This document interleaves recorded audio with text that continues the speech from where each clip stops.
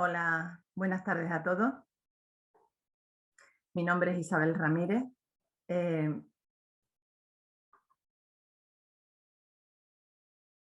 Voy a daros la clase de menopausia, de riesgo cardiovascular en la menopausia. Voy a compartir el vídeo.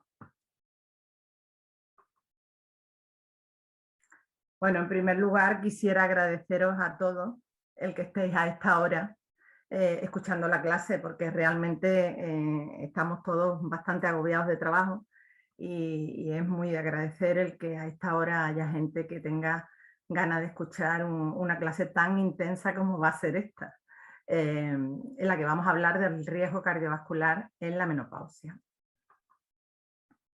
Creo que se está viendo bien y que he compartido bien, ¿verdad? Sí, perfectamente.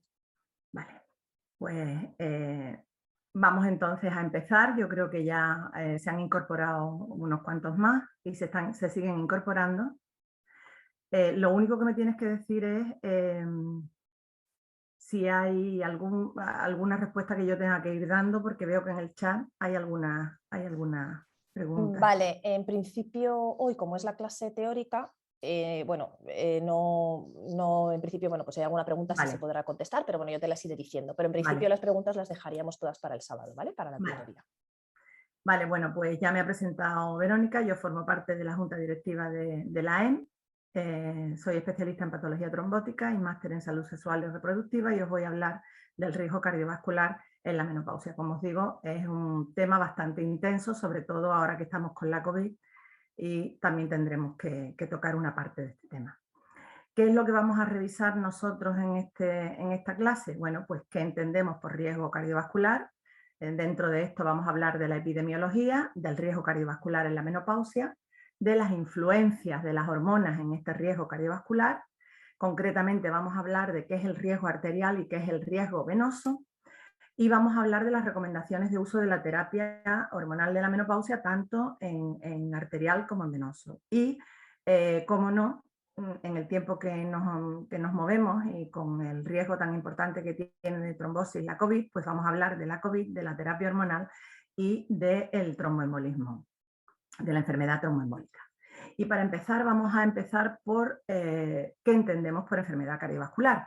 La enfermedad cardiovascular es aquella que afecta al corazón y a los vasos sanguíneos, pero no exclusivamente, afecta al corazón, al cerebro, a los riñones y a los miembros inferiores, fundamentalmente, aunque no exclusivamente, porque como sabéis puede afectar a cualquier órgano.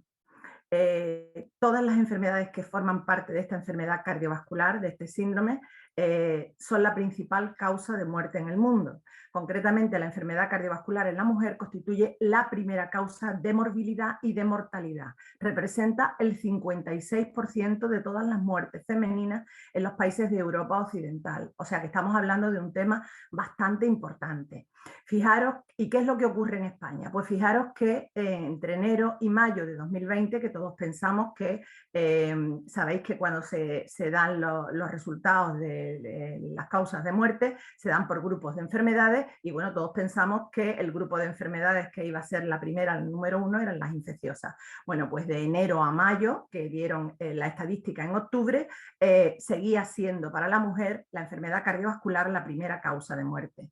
Cuando ya miramos la estadística de todo el año 2020, que se publicó en noviembre de 2021, vemos cómo las enfermedades del sistema circulatorio, es decir, todas las enfermedades cardiovasculares, son la primera causa de muerte aquí global, tanto en hombres como en mujeres en España, seguidas de los tumores y seguidas de las enfermedades infecciosas y parasitarias, donde está incluida la COVID. Y si lo miramos por sexo, vemos cómo en el hombre la primera causa de muerte son los tumores en el año 2020 y en la mujer es las enfermedades cardiovasculares la primera causa de muerte.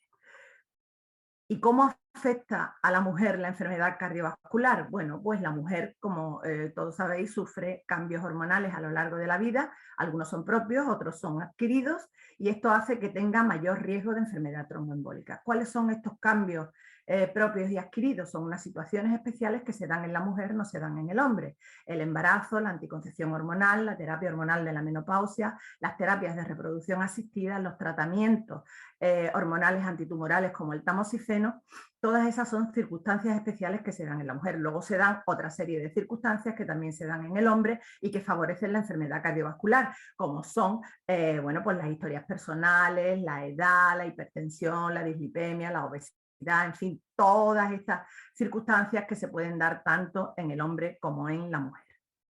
Pero ¿qué hace que la menopausia sea especial? ¿Por qué en la menopausia o después de la menopausia la enfermedad cardiovascular es tan importante? Bueno, pues todos sabemos, durante este curso ya lo estáis viendo, que durante la menopausia hay una serie de cambios hormonales muy importantes que van a hacer que la mujer tenga una serie de signos y síntomas, como la sequedad vaginal, los sofocos, los escalofríos, los sudores nocturnos, los despertares nocturnos, todo esto es muy típico, pero también va a haber un aumento del peso y un metabolismo lento que van a condicionar una distribución de la grasa diferente, también hay un aumento de los andrógenos libres, todo esto hace que aumente el riesgo cardiovascular. Es decir, que el cese de los estrógenos ováricos va a empeorar los factores de riesgo cardiovascular, la grasa abdominal, la hipertensión, el perfil lipídico, la resistencia a la insulina, todo ello forma parte del síndrome metabólico que, como sabéis, es un factor de riesgo fundamental para la enfermedad cardiovascular. Por tanto, nos tenemos que quedar con que la enfermedad cardiovascular constituye la primera causa de morbimortalidad tras la menopausia. Eso lo afirman la mayor parte de las sociedades y la mayor parte de los trabajos que podamos encontrar. Y esto es muy importante, porque es importantísimo prevenirlo. Y además algo más vamos a decir acerca de la menopausia. Cuando hay un fallo ovárico precoz, es decir, cuando hay una menopausia precoz o prematura antes de los 40 años o temprana antes de los 45 años, por cada año de menopausia antes de los 45 años incrementamos un 3% el riesgo cardiovascular de esa mujer. Por tanto, estamos hablando de un tema muy importante. Una puntualización que me parece interesante hacer. El embarazo en la mujer es una situación de predicción de riesgo cardiovascular para el futuro, como así lo dice el documento de consenso de la SEGO, SENFIX, Emergen y SEG. Hay una serie de enfermedades que se pueden producir durante el embarazo y que supondrán una predicción de riesgo cardiovascular en el futuro. Tanto es así que cuando tratamos de definir el riesgo cardiovascular, consideramos una serie de factores de riesgo que son los clásicos, los que ya conocemos, la obesidad, el tabaco, la diabetes y todo eso, y hay una serie de factores de riesgo emergentes que tendremos que tener en cuenta, como son las alteraciones, este tipo de enfermedades durante el embarazo, la diabetes, el parto prematuro, la hipertensión durante el embarazo, como las enfermedades autoinmunes y otro tipo de enfermedades que son también parecen factores de riesgo emergente de la enfermedad cardiovascular. Por tanto, tenemos que la enfermedad cardiovascular para la mujer menopáusica es la primera causa de morbimortalidad, por tanto, para nosotros es muy importante calcular el riesgo que una mujer pueda tener de enfermedad cardiovascular. ¿Qué es el riesgo de enfermedad cardiovascular? Pues es la probabilidad que tiene un individuo de sufrir esta enfermedad. Y esto va a depender del número de factores de riesgo que tenga este individuo. ¿Cómo calculamos esto? Pues hay muchas calculadoras de riesgo cardiovascular. Si entramos en la página de la Sociedad de Cardiología, de Endocrinología, en múltiples páginas hay calculadoras de riesgo cardiovascular, tenemos las tablas de Framingham, que también nos sirven para calcular el riesgo cardiovascular, tenemos el CHAC-VAT2, que nos sirve para predecir cuándo tenemos que poner a una mujer un anticoagulante porque tiene riesgo de tromboembolismo. Es decir, que tenemos muchas maneras de calcular el riesgo cardiovascular y es muy importante que incluyamos este cálculo de riesgo en la historia clínica de una mujer menopáusica es importantísimo que incluyamos el cálculo del factor de riesgo. ¿Por qué? Porque hemos visto que es la primera causa de morbimortalidad en esta época. De hecho, son muchas las sociedades y son muchos los documentos de consenso que hacen varias sociedades en los que nos advierten que hay una serie de factores de riesgo que tiene la mujer, factores de riesgo cardiovascular que que ayudar a prevenir. Por tanto, hasta ahora hemos visto que la enfermedad cardiovascular es la primera causa de morbimortalidad en la mujer posmenopáusica, que es muy importante que en su historia clínica figure cuál es este riesgo y que debemos intentar prevenirlo. Y para esto vamos a conocer la enfermedad cardiovascular, tanto la enfermedad arterial como la enfermedad venosa. ¿Qué tipos de enfermedades cardiovasculares hay? Nosotros no nos vamos a dedicar ni a las tóxicas, ni a las congénitas, ni a las malformaciones. Nuestro interés estará en aquellas que afectan a la hemostasia. Como sabéis, la hemostasia es un proceso integrado en el que hay una serie de mecanismos prohemostáticos y una serie de mecanismos antitrombóticos. Cuando predominan los prohemostáticos tendríamos una hipercoagulabilidad, es decir, una predisposición a la trombosis arterial o venosa, y cuando predominan los mecanismos antitrombóticos tendríamos una diátesis hemorrágica, una hemorragia. Es decir, que a nosotros los que nos van a interesar son aquellas enfermedades que afectan a la hemostasia, las hemorrágicas y las trombóticas, y sobre todo las que están más relacionadas con las hormonas. Las enfermedades hemorrágicas serán fundamentalmente las diátesis hemorrágicas, que son las que afectan a la hemostasia primaria o a la hemostasia secundaria, es decir, al tapón plaquetario o a la coagulación plasmática. Son enfermedades puramente hematológicas que nosotros no vamos a tratar en este tema. Pero bueno, que hay que saber que las enfermedades hemorrágicas fundamentalmente son esas, pero luego hay otro grupo de enfermedades hemorrágicas que son las que se producen por rotura vascular, y estas sí nos interesan. Estas son las que producen una rotura o bien capilar, o bien venosa, o bien arterial. Aquí tendríamos incluido, por ejemplo, el ictus hemorrágico, que sería por una rotura vascular. ¿Qué ocurre? Que estas enfermedades, estas patologías hemorrágicas están menos relacionadas con las hormonas que las patologías trombóticas, que son las que realmente nos van a interesar y las que vamos a tratar a partir de ahora. Las patologías trombóticas son fundamentalmente dos: el tromboembolismo venoso y el tromboembolismo arterial. El tromboembolismo venoso incluye la embolia pulmonar y la trombosis venosa profunda, y el tromboembolismo arterial, el infarto de miocardio y el ictus. En el tromboembolismo venoso lo que ocurre es que hay un éxtasis, fundamentalmente en los vasos de la pierna, hay un éxtasis venoso. Este éxtasis produce una hipoxia, y esta hipoxia hace que se ponga en marcha, que se active el endotelio. Este endotelio activado va a atraer una serie de elementos, de leucocitos, histiocitos, una serie de elementos que van a poner en marcha la coagulación, y se van a formar unos coágulos fundamentalmente alrededor de las válvulas venosas, que es donde hay mayor éxtasis. Estos coágulos en un momento determinado pueden formar trombos que se desprenden y pueden ir a impactar a diferentes lugares de la economía. Es decir, que la hipercoagulabilidad y el éxtasis serían los dos lados de la tríada de Virchow que predominan en la trombosis venosa. Y luego tenemos el tromboembolismo arterial, que tiene una peculiaridad muy diferente del venoso, y es que necesitamos una placa de ateroma.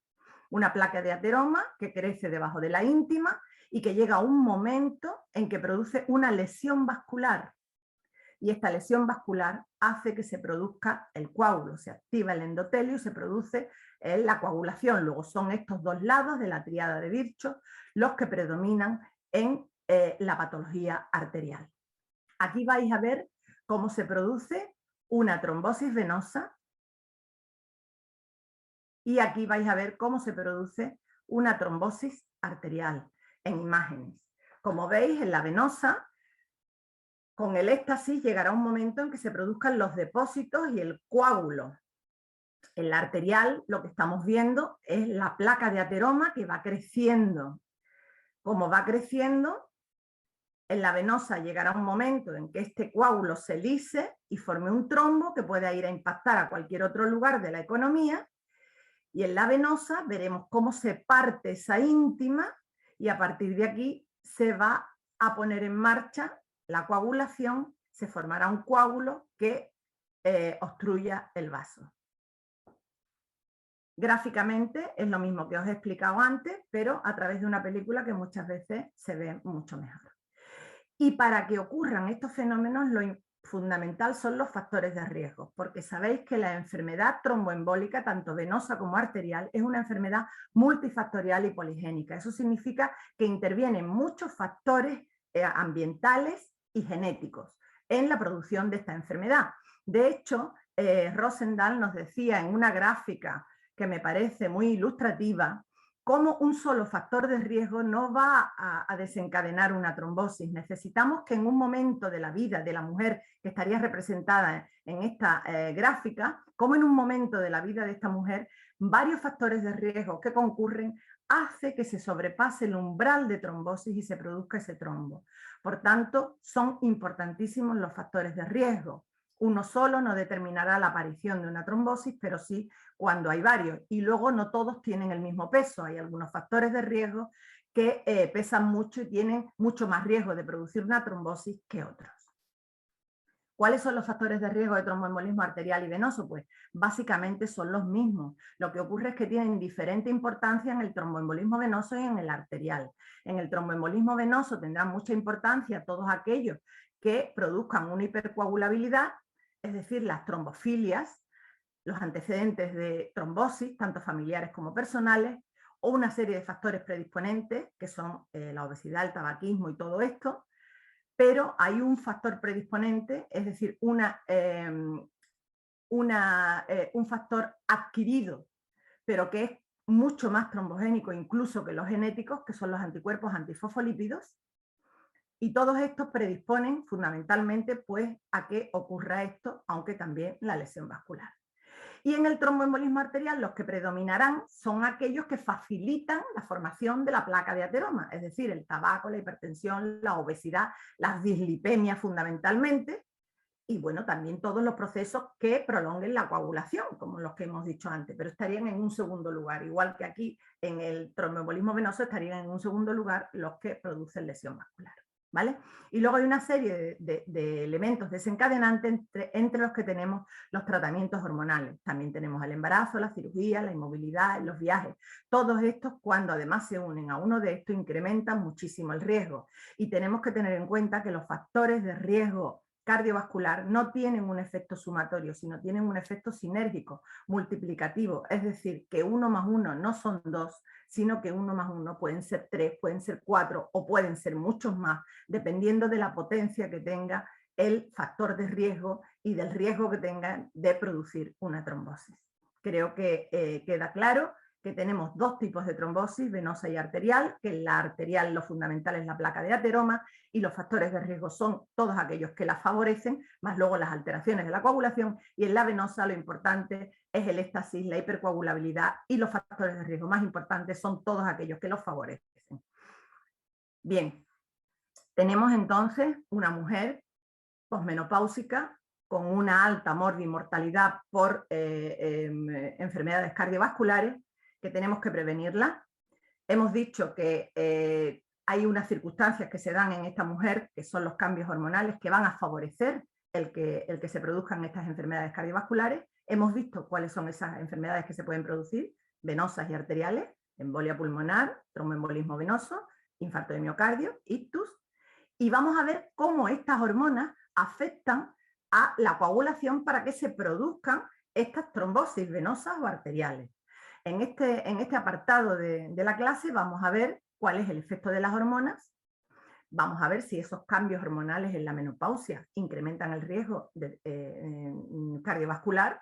¿Sería beneficiosa la terapia hormonal? Es una pregunta que nos tenemos que hacer y que tenemos que ver si se la tenemos que dar a todas las mujeres para, en prevención ya os digo que no, pero sí sería conveniente en aquellas que tengan sintomatología. Pues vamos a analizar la terapia hormonal, vamos a ver el papel de la terapia hormonal en la trombosis arterial, en la trombosis venosa, tanto en mujeres sanas como en mujeres patológicas. Lo primero que vamos a ver es cómo actúan las hormonas sobre la hemostasia. Los estrógenos van a inducir algunas variaciones en las proteínas implicadas en la hemostasia. Por una parte, van a modificar las SHBG, que son las proteínas transportadoras de los esteroides, y la glicosilceramida, que es un cofactor de la proteína C activa, a alterar los factores de la coagulación, va a elevar los prohemostáticos y disminuir los anticoagulantes.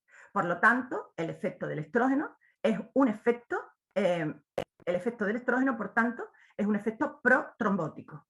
Pero por otra parte, tenemos que los estrógenos endógenos tienen también un efecto de protección cardiovascular, porque el tono vascular potencia la vasodilatación, la complacencia vascular, genera un efecto antiinflamatorio que ya veremos que es dosis dependiente, antioxidante y sobre todo mejoran el perfil de lípidos. Luego, los estrógenos tienen dos tipos de efectos.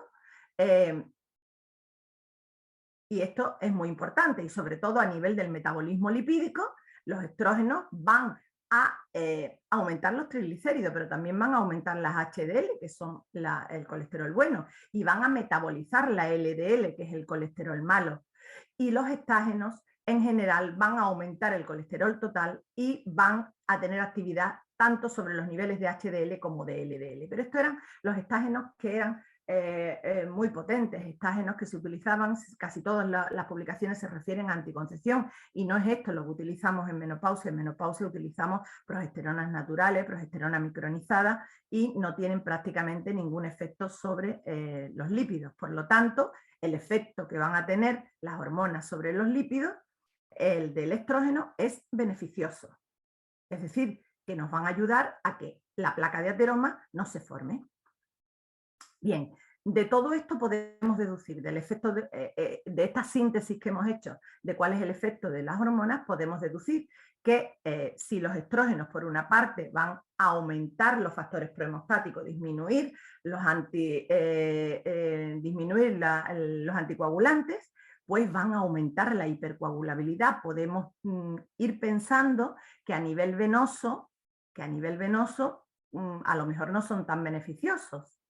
En cambio, por otra parte, hemos visto que van a mejorar el perfil lipídico, que van a mejorar la complacencia vascular y que por lo tanto van a proteger de la lesión vascular. Por lo tanto, a lo mejor a nivel arterial sí que son beneficiosos. Bueno, pues vamos a ver esto desglosado.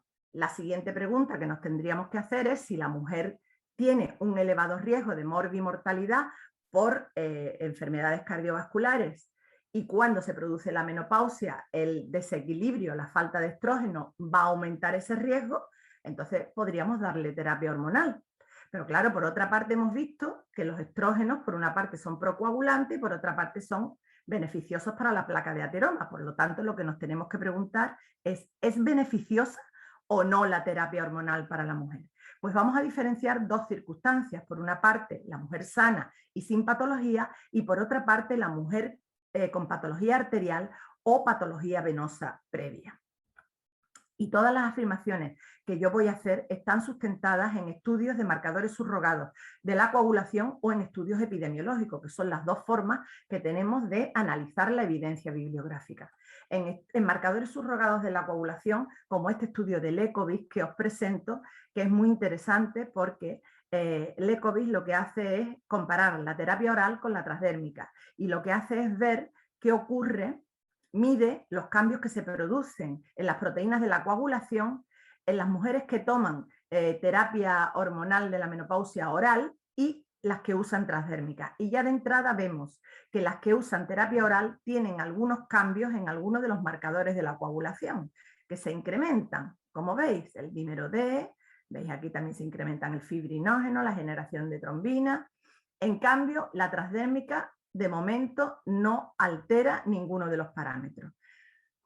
Y también nos vamos a basar en estudios epidemiológicos, como he dicho, estudios epidemiológicos como este que hace la Cochrane, son dos revisiones bibliográficas muy importantes y llegan a la conclusión, en ellas se comparan mujeres con terapia oral solo con estrógenos o combinada, y comparada con placebo, ¿qué pasa en estas mujeres sin tener en cuenta si tienen o no patología previa? Estamos hablando de población general, y entonces ellos llegan a la conclusión de que si se inicia antes de 10 años hay menos muertes en general, hay menos infartos y menos muertes por causa cardiovascular, pero en cambio hay un discreto incremento de riesgo de tromboembolismo venoso y no hay pruebas sólidas, no encuentran pruebas sólidas para el accidente cerebral vascular.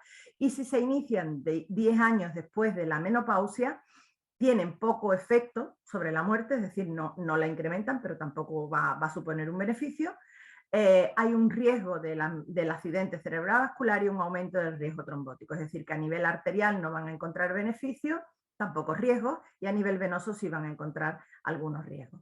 Bien, esto está hecho en población general sin diferenciar. Nosotros vamos a ver, estas son las tablas, aquí veis cómo en la población general, cuando es antes de los 10 años de la menopausia, veis cómo el riesgo es bastante menor que cuando se inicia 10 años después. Esto es a la conclusión que llegan las dos revisiones de la Cochrane. Bien, bueno, pues yo me voy a basar en estudios tanto de marcadores subrogados como en estudios epidemiológicos como este, pero no en general, sino que vamos a diferenciar, vamos a hacer una revisión bibliográfica de lo que nos dicen para el tromboembolismo arterial y para el tromboembolismo venoso. Ahora mismo la Sociedad de Menopausia está haciendo una revisión muy amplia con la Cochrane.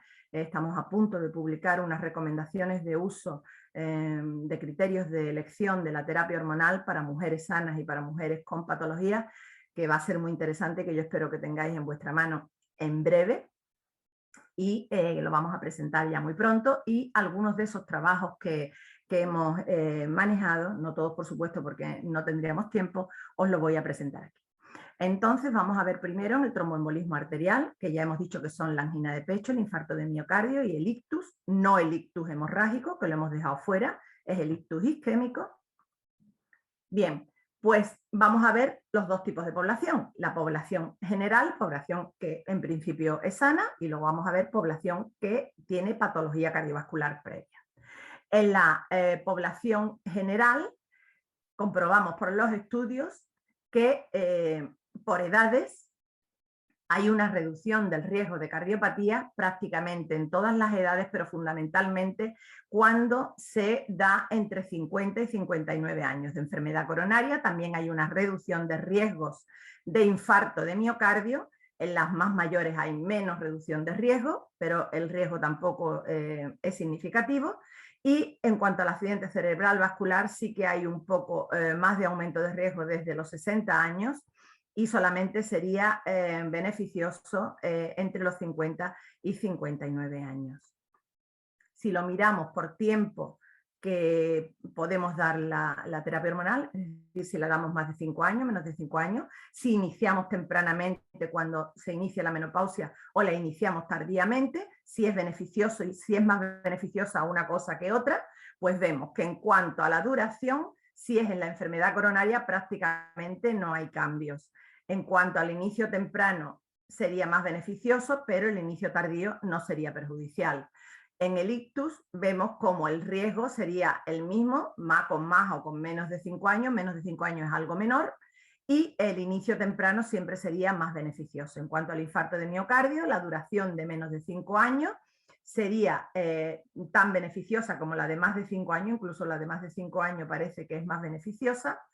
Y en cuanto al inicio, pues tanto el temprano como el tardío son beneficiosos para prevenir el infarto de miocardio. Y en cuanto a la angina, vemos cómo la duración de más de 5 años es más beneficiosa y el inicio temprano también es más beneficioso.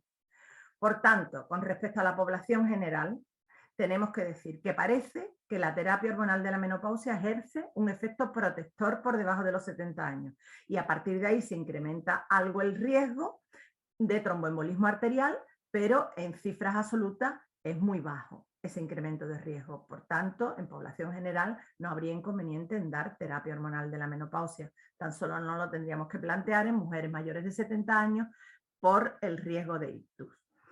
El inicio temprano parece que es más protector, aunque no incrementamos riesgos si lo iniciamos más tarde. Y en cuanto a la duración de 5 años, parece que no es un límite. No es tan beneficioso en algunos casos utilizarlo más, pero en otros sí.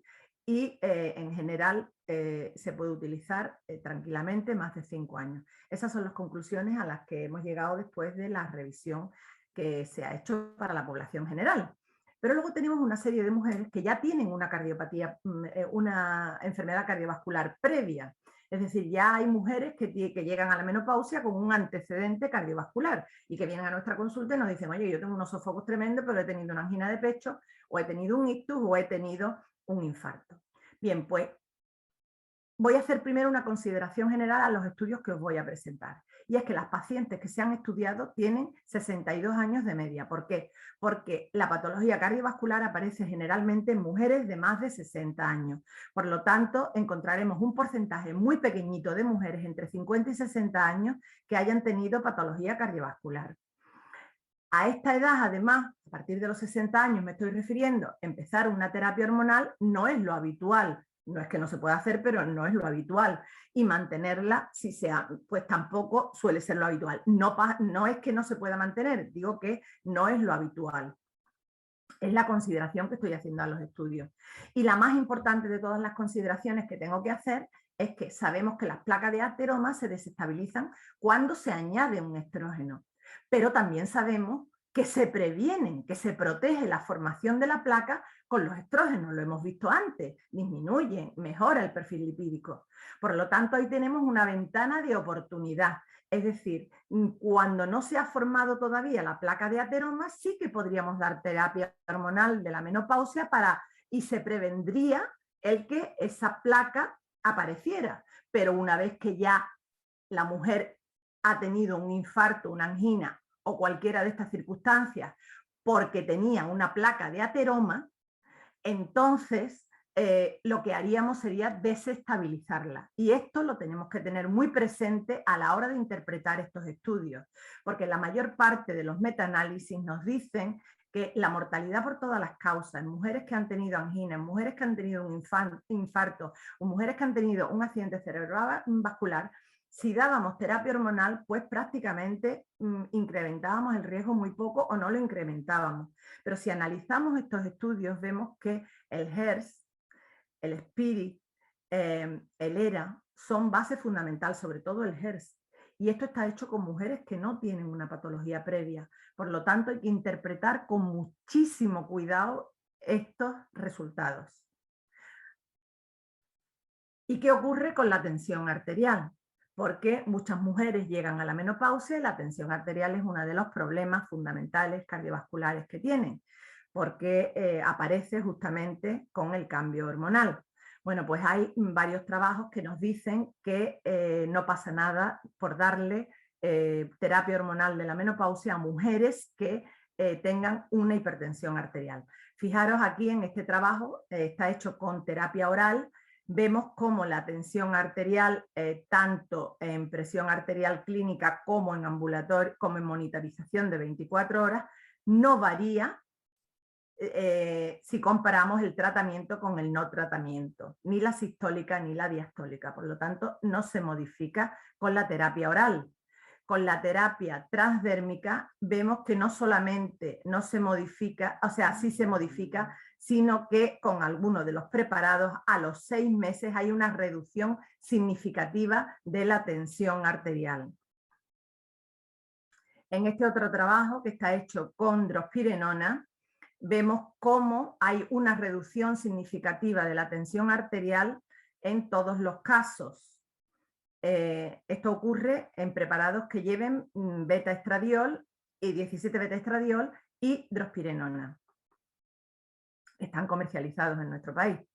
Y en este otro estudio, también a doble ciego y randomizado, vemos que está hecho con tibolona y con mujeres hipertensas. Vemos cómo se muestra un descenso de la tensión arterial a los 6 meses, pero esta disminución de la tensión no es significativa, aunque no es significativa. Es decir, con oral no hay modificaciones, con transdérmica hay disminuciones con algunos preparados transdérmicos significativas.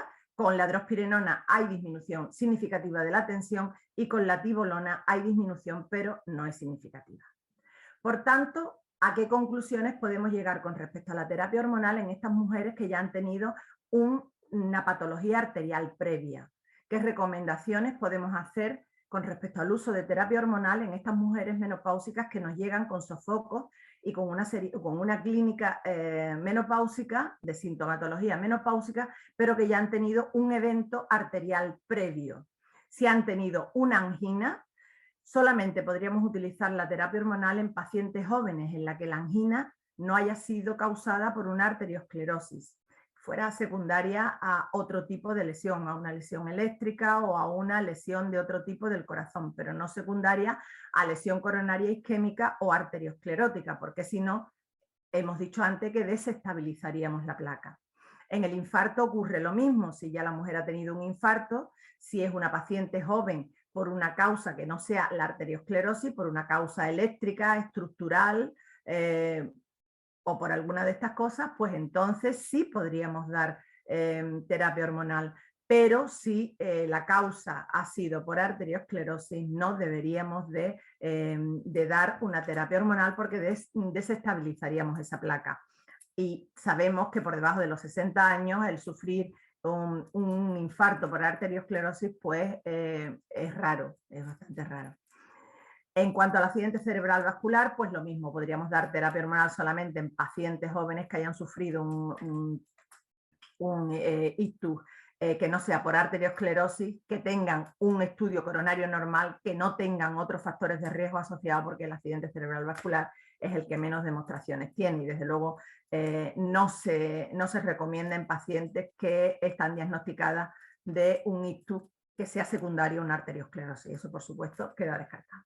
Y en cuanto a las mujeres que tengan hipertensión arterial, que sería el otro problema arterial importante, la otra causa de enfermedad cardiovascular arterial importante, pues no existen contraindicaciones para el uso de la terapia hormonal en mujeres hipertensas, siempre y cuando no haya otros factores de riesgo cardiovascular, es decir, no haya tenido un ictus previo, no haya tenido un infarto, no tengan diabetes, no sean fumadoras, en fin, no tengan la hipertensión como un factor más dentro del pool de un síndrome metabólico, no tengan una dislipemia o no tengan una trombofilia. ¿De acuerdo?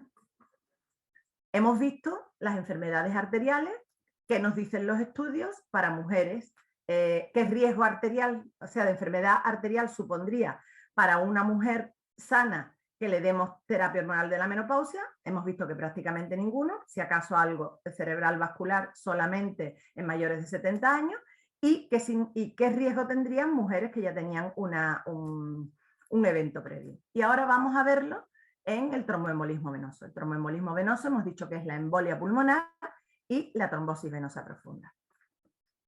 Bien, pues los trabajos, hay algunos trabajos que están que lo que hacen es comparar la terapia sola con estrógeno con la combinada, la oral con la transdérmica, y la mayor parte de los trabajos que vamos a ver van a llegar a la conclusión de que el riesgo de tromboembolismo está influenciado por la dosis de estrógeno, que los estrógenos solo frente a la combinada tienen menor riesgo de tromboembolismo venoso, que la terapia transdérmica en casi todos los trabajos vamos a ver que tienen poco riesgo un riesgo poco significativo de tromboembolismo venoso, ni la sola con estrógeno ni la combinada, que la tibolona tampoco, en los estudios que hay tampoco hay riesgo significativo, y con la terapia vaginal los niveles sistémicos son tan bajos que no tendríamos efectos sobre las proteínas de la coagulación ni sobre la incidencia de trombosis. Bien, vamos a analizar lo que dice cada uno de los trabajos, que hay muchos más trabajos de estos que de arterial, con mujeres que primero vamos a empezar con mujeres sanas. ¿Qué riesgo tendría una mujer sana si le ponemos una terapia hormonal de sufrir una trombosis venosa? Bueno, pues en este trabajo de Sweetland, que es un prospectivo de 1.300.000 mujeres entre 50 y 64 años, perdón, y que han sido seguidas durante 5 años, vemos cómo el riesgo es mayor en la terapia hormonal combinada. Aquí lo veis en la gráfica, en la terapia hormonal combinada el riesgo es mayor que en la terapia con solo estrógeno. Él nos dice que tampoco hay riesgo con la terapia transdérmica y que el mayor riesgo se encuentra en los preparados que tienen medrosa y progesterona frente a otras progesteronas, y el riesgo, la diferencia es significativa. En este otro trabajo de Renox vemos, nos dicen, son cerca de 1 millón de mujeres posmenopáusicas entre 50 y 79 años, y lo que él va a enfrentar es el uso de terapia hormonal frente al no uso en otro grupo de mujeres, el grupo control. Y vemos que el riesgo no aumenta con la transdérmica, ni sola ni combinada, tampoco aumenta con la tibolona, serían las flechas verdes, y que el riesgo sí se incrementa tanto con la terapia oral solo estrógenos como con la terapia oral combinada, que serían las 2 flechas rojas. En este otro trabajo de Robinsky, que está hecho en mujeres que no han tenido trombosis, estamos hablando de población general, el aumento de riesgo de utilizar una terapia, es decir, si le damos la terapia a una mujer sana, ¿qué riesgo tiene de trombosis? Pues vemos que con la terapia transdérmica no se incrementa, este es en general, aquí sería con solo estrógenos y aquí sería con combinada, no hay ningún incremento de riesgo, y en cambio con la oral sí que se incrementa algo, aquí vemos sobre todo con la combinada mayor que con la solo estrógenos. El incremento de riesgo es un incremento de riesgo relativo, si lo traducimos a cifras absolutas, las cifras absolutas en la población general sería muy baja. Y este otro trabajo de Vinogradova que me parece muy interesante porque analiza muchos aspectos de los riesgos de la terapia hormonal de la menopausia, y está hecho con 80.000 mujeres entre 40 y 79 años, 5.000 de ellas dice con tromboembolismo, pero cuidado, no es que tuvieran una trombosis antes de darle la terapia, sino que cuando ella hace el estudio retrospectivo ve que tuvieron una trombosis en los meses siguientes a el inicio de la terapia de la menopausia. ¿Vale? Entonces, a la conclusión que llega es que el riesgo frente al no uso es de 1,5, es un incremento de riesgo pequeñito, ocurre más o menos como con la anticoncepción. Sería mayor con la combinada que con la solo estrógeno. Aquí veis cómo, aquí sería la conjugada con, aquí sería con medrosa y progesterona, aquí sería con dihidrogesterona. Si enfrentamos el estradiol solo, tiene menor riesgo que la medrosa que el equino conjugado. Vamos a ver. El equino conjugado sería este, y este sería el estradiol solo. El menor riesgo es para el estradiol solo que para el estrógeno equino conjugado. Y en cuanto a la no exposición, frente a la no exposición, vemos como el acetato de medrosa y progesterona tiene mucho más riesgo que el estradiol con dihidrogesterona, que tiene mucho menos riesgo. Aquí vemos el conjugado con medrosa y progesterona, el conjugado con dihidrogesterona y con estradiol, ¿vale? Y luego vemos todos los transdérmicos y la tibolona que no tienen incremento de riesgo. Llega a conclusiones prácticamente iguales que las de Renox todas las que hemos visto, todos los trabajos que hemos visto antes. Pero además Vinogradova también hace una valoración de las no bioidénticas. La terapia hormonal no bioidéntica, sabéis que es la que contiene estrógenos conjugados sintéticos procedentes de yeguas preñadas o derivados de progesterona o testosterona que no son idénticos a los humanos. Y vemos cómo el incremento de riesgo con esta es mucho mayor que con el resto. Bien, en conclusión, en la población general podemos decir que el riesgo de trombosis está incrementado por la edad, está asociado a otros factores de riesgo, que el incremento de riesgo absoluto por la terapia hormonal es muy pequeña. La terapia hormonal oral se asocia con un incremento de riesgo que es mayor el primer año, luego disminuye y desaparece tras la discontinuación, que es mayor para la combinada que para la solo estrógeno, y que los preparados de medrosa y progesterona son los que tienen mayor riesgo frente a otras progesteronas. Las transdérmicas no tienen riesgo significativo, ni solas ni combinadas, la tibolona tampoco tiene riesgo significativo, y las terapias vaginal, como los niveles de hormonas son muy bajos, pues no tendrían efecto sobre las proteínas de la coagulación ni sobre la incidencia de trombosis. Eso sería el riesgo que tendría una mujer una población general, sí les recomendamos una terapia hormonal, el riesgo que tendría de tener una trombosis. Pero ¿qué pasa con aquellas mujeres que ya tienen un riesgo previo? Si vienen a la consulta y nos dicen, oiga, es que tengo sofocos y quiero una terapia hormonal. Serían mujeres con antecedentes de trombosis, con trombofilia, con migraña, mujeres obesas o mujeres fumadoras.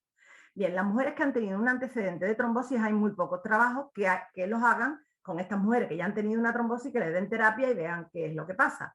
Pero uno de ellos, este ensayo clínico, el LEFTET, son 140 mujeres que han tenido una trombosis, una embolia previa, y cuando le damos terapia hormonal frente al grupo que no se le da, el incremento de riesgo es de 10,7%, es decir, que hay un incremento brutal en el grupo en el que se da terapia hormonal. Por tanto, se concluye que hay que evitar el tratamiento para este tipo de pacientes.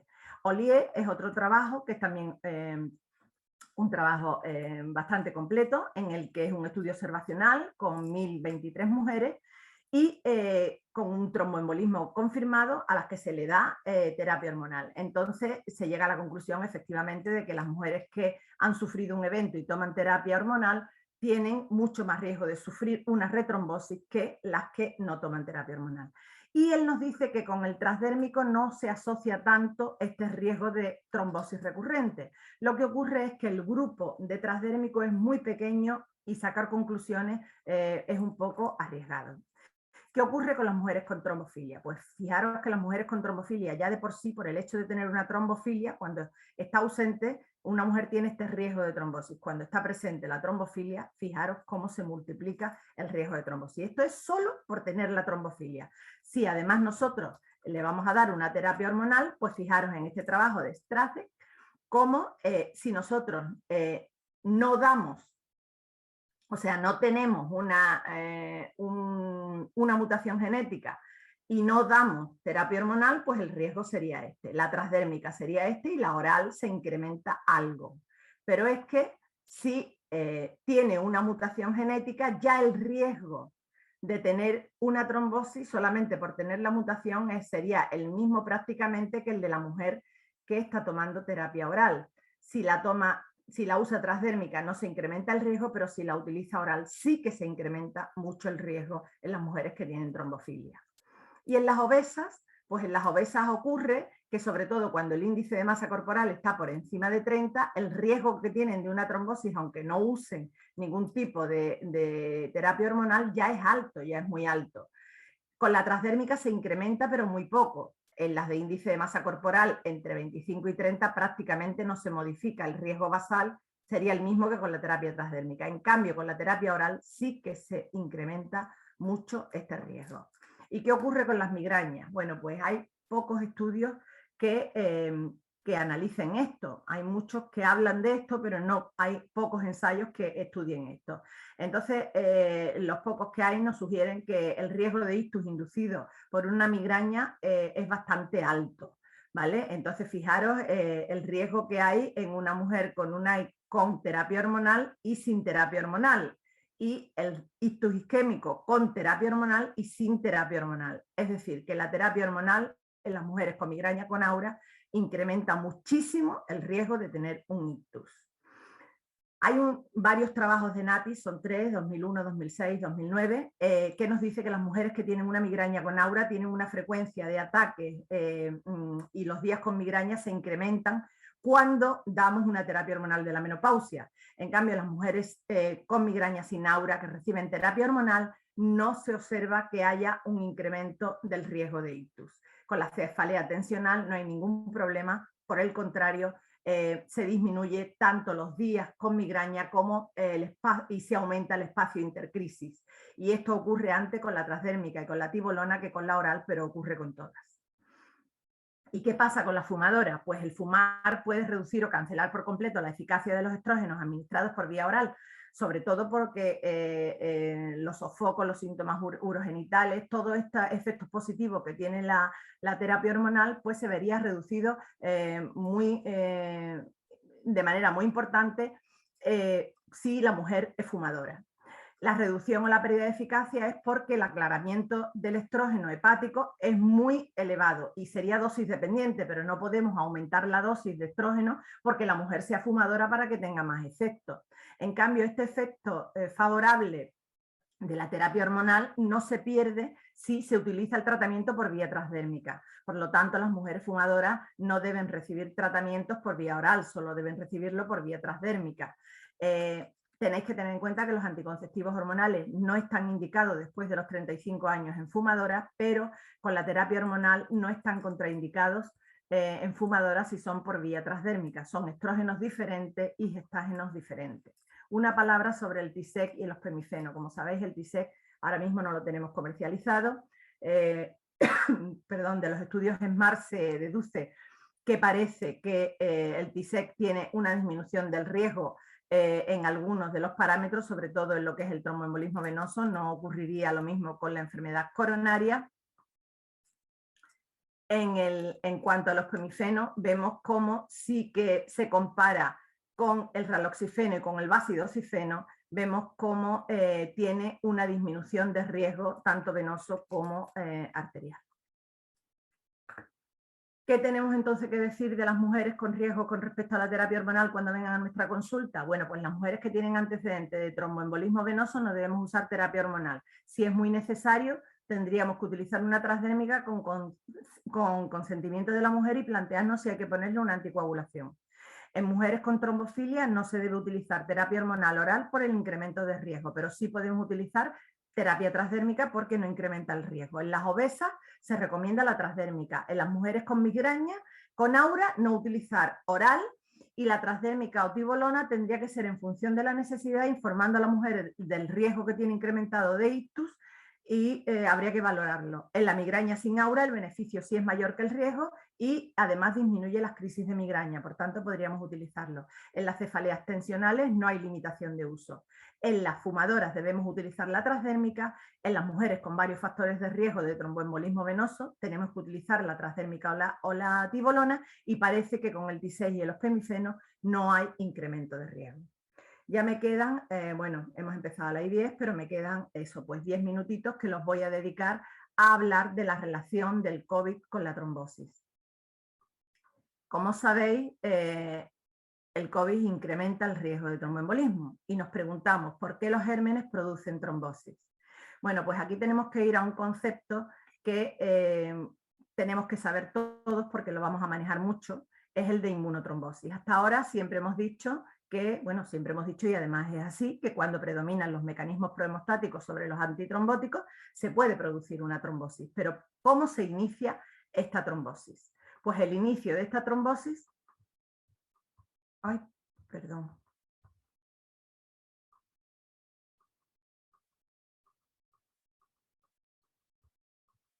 No sé cómo ha ido esto para atrás.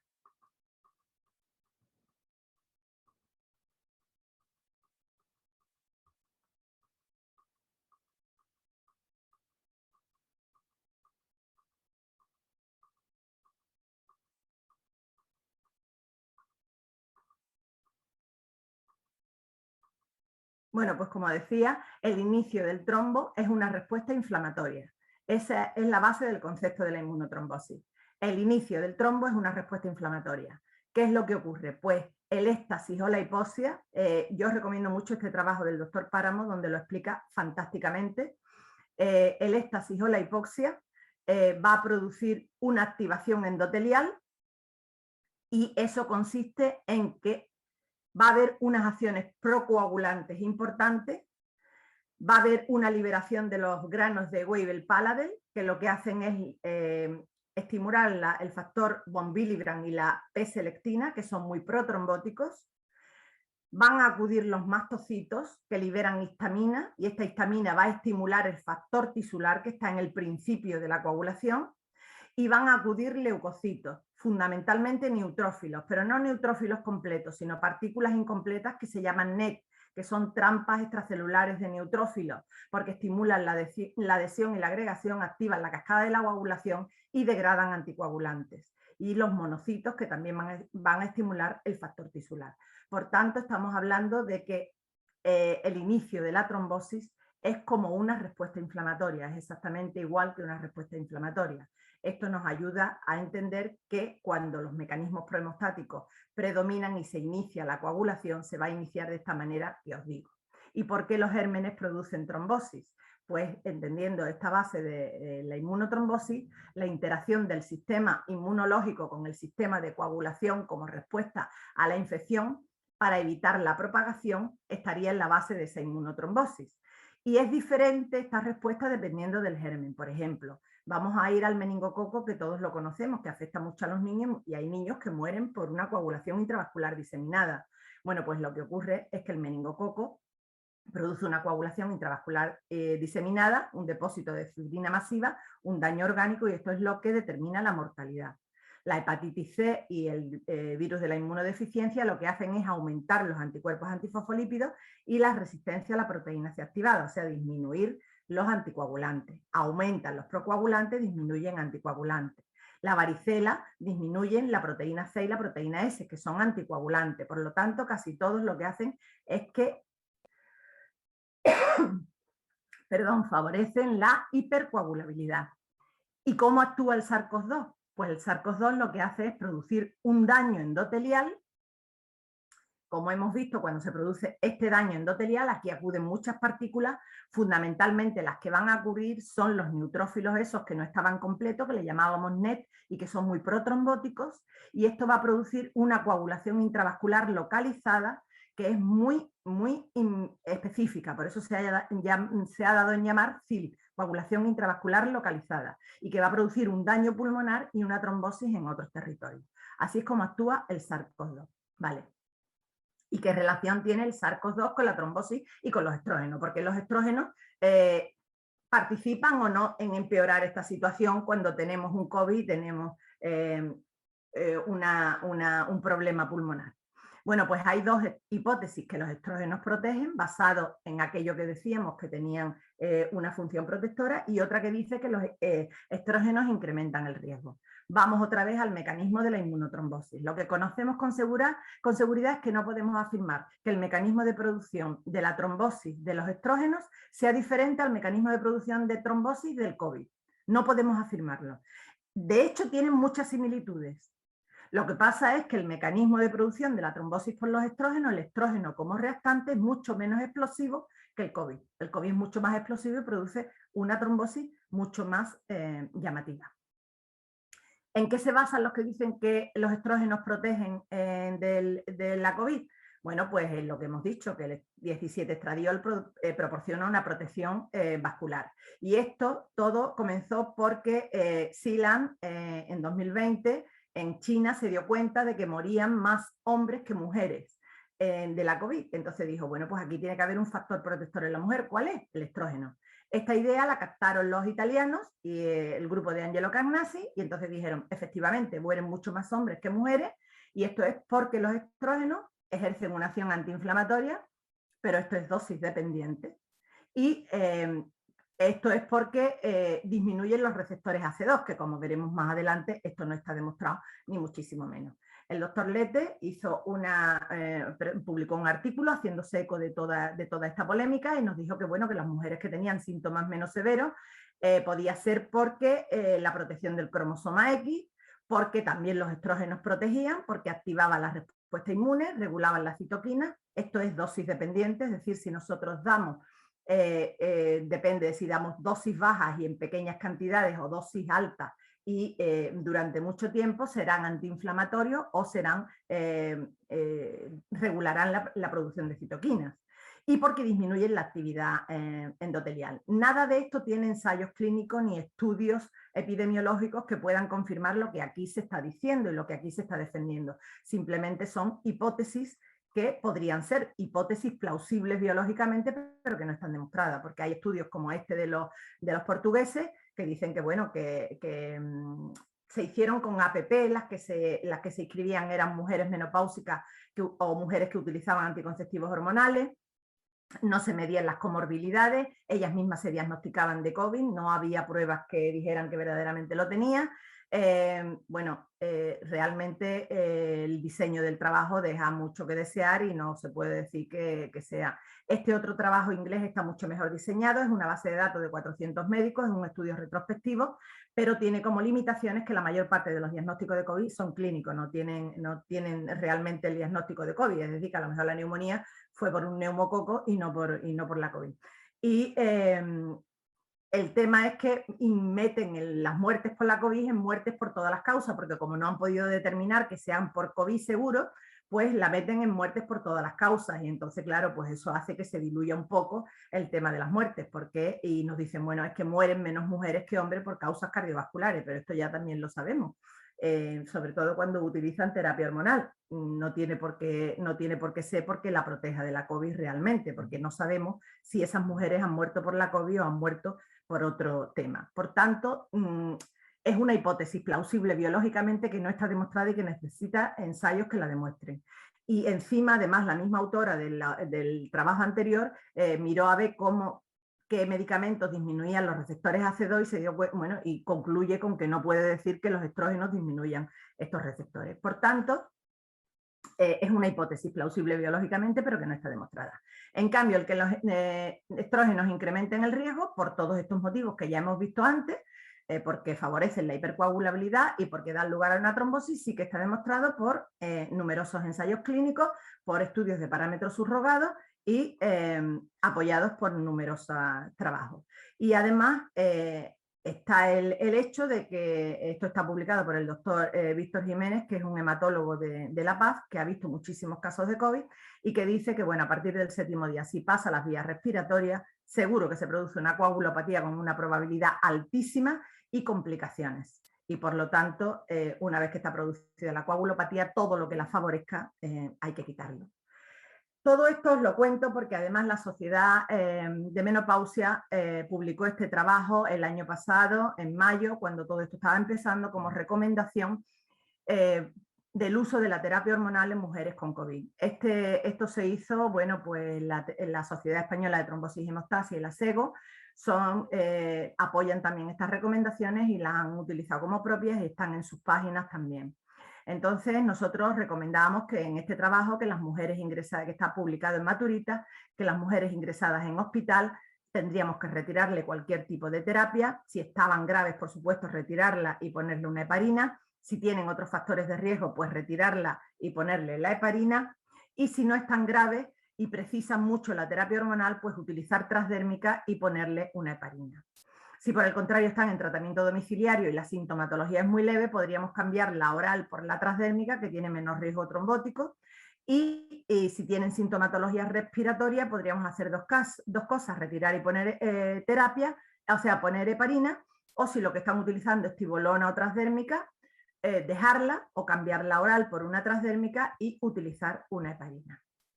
Estas son las recomendaciones que hacíamos nosotros, que bueno, son bastante. Por último, 2 palabras en relación a la COVID y las vacunas.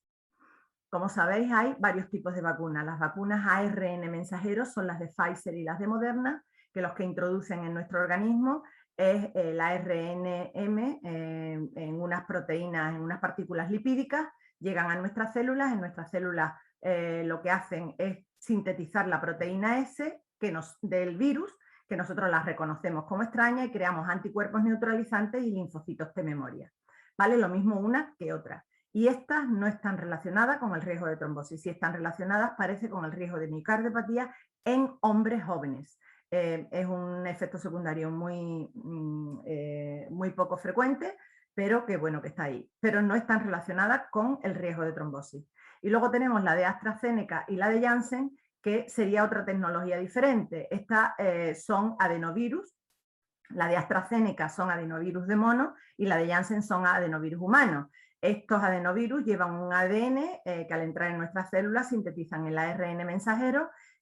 Este ARN hace que nuestras células sinteticen la proteína S del virus y nosotros sintetizamos anticuerpos neutralizantes y linfocitos T memoria. ¿Vale? Entonces, la de AstraZeneca se relacionó con un tipo de trombosis que no es la trombosis que produce la COVID ni que está relacionada con la hipercoagulabilidad de los estrógenos. Es otro tipo de trombosis que se parece mucho a la HIT a la que produce la heparina. Es una trombosis cerebral de senos venosos muy parecida a la que produce la heparina, y es porque parte del antígeno, que se pensó que era la propia proteína S, pero que después hemos visto que pueden ser impurezas de ese adenovirus, se unen al factor 4 plaquetario y esto forma un complejo que produce trombocitopenia y anticuerpos contra el propio complejo. Y esto es lo que produciría la trombosis, que por el parecido con el HIT se ha llamado BIPID, que es síndrome de trombocitopenia protrombótica inmune inducida por la vacuna. ¿Vale? Esto está publicado en ese trabajo que os pongo ahí arriba. Y hace poco tiempo que nos han dicho que la vacuna de Janssen pues también estaría relacionada con la trombocitopenia inmune y con el tromboembolismo venoso. En han sido muchos casos, es una frecuencia muy baja, pero en octubre nos dijeron que también estarían relacionadas. Por tanto, ya para terminar, esto es lo último que os voy a contar, los mensajes para llevar a casa. La enfermedad cardiovascular constituye la principal causa de morbimortalidad tras la menopausia. Parece que la terapia hormonal ejerce un efecto protector sobre el tromboembolismo arterial por debajo de los 70 años. La protección es mayor en inicio temprano y no influye el tiempo de uso. En mujeres con tromboembolismo arterial previo, o sea, con un infarto, hay que valorar si es de etiología ateromatosa antes de iniciar una terapia hormonal, y no hay contraindicación de hipertensión arterial en la hipertensión arterial si no hay otros factores de riesgo. No debemos utilizar la terapia hormonal porque está demostrado que no sirve para eso como prevención cardiovascular ni primaria ni secundaria. La debemos utilizar para la sintomatología menopáusica, sofocos y todo lo que la acompaña. Además, podemos obtener todos estos beneficios. Por otra parte, la terapia hormonal sí se asocia con un incremento de riesgo de tromboembolismo venoso, pero el riesgo absoluto es muy bajo. La transdérmica y la tibolona no se asocian con este incremento de riesgo.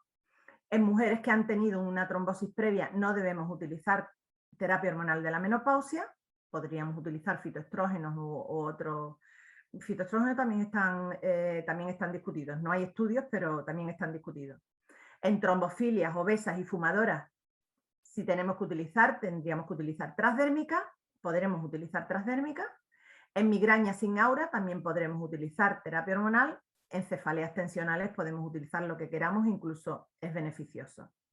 En mujeres con COVID o con enfermedad respiratoria, retirar la terapia oral o usar transdérmica o tibolona, y si hay otros factores de riesgo o está en la UCI, pues retirarla. Y quedarnos con la idea que las vacunas no están relacionadas con la enfermedad tromboembólica tal y como la acabamos de explicar. Bueno, después de esta clase tan intensa, un mensaje que os digo, que no escuchéis a quien tiene las respuestas, escuchad a quien tiene las preguntas, eso es lo que vamos a hacer el sábado, escucharnos todos.